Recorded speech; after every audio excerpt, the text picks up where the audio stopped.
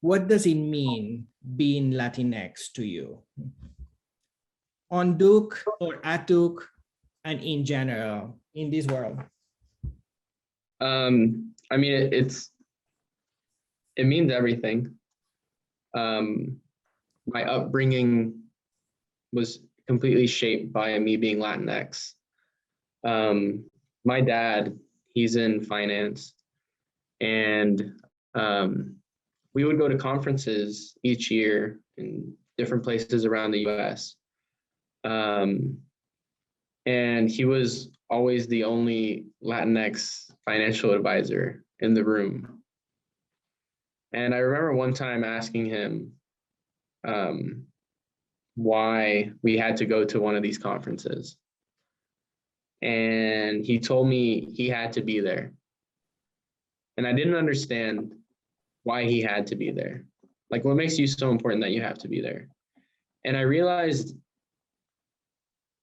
my first year of college that the reason that my dad had to be there was because he was representing the Latinx community in that space, which is a lot of pressure.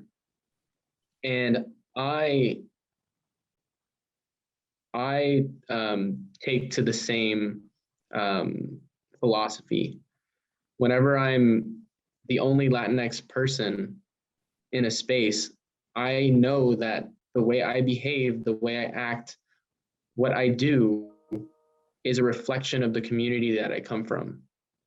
What was your main goal or your main drive for proposing this exhibition to the Duke Library? So I was actually taking your class my freshman spring, Spanish for Heritage Speakers, which to this day has been the most impactful class on my Duke experience. Because it was the first time in my life that I learned about Latinx history in the US. I grew up in San Antonio, a city that is almost, I think it's 50% Hispanic. And I didn't know anything about my history. And I wasn't conscious of that in high school. I knew about the civil rights movement. I knew about many movements in the 1900s, but I didn't know about the Chicano movement for some reason. It's not taught or tested on for the AP test of US history, so it has no place in the textbook.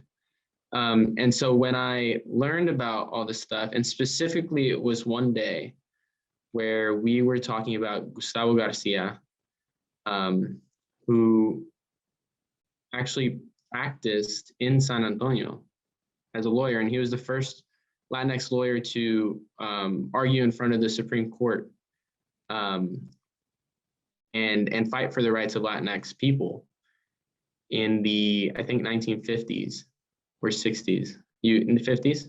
Mm-hmm. All right.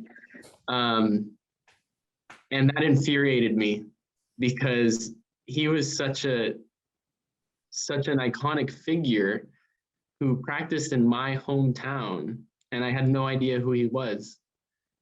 And so it brought to light a lot of things. One, that education has left out Latinx experiences across the US. The beauty of this exhibit is not only that it's going to give the Duke community a glimpse into the very rich history of Latinx students at Duke,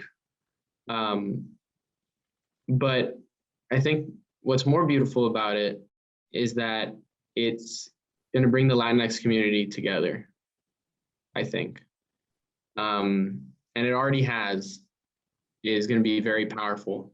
And I think it's going to create change, but also create a lot of celebration and pride in the Latinx community.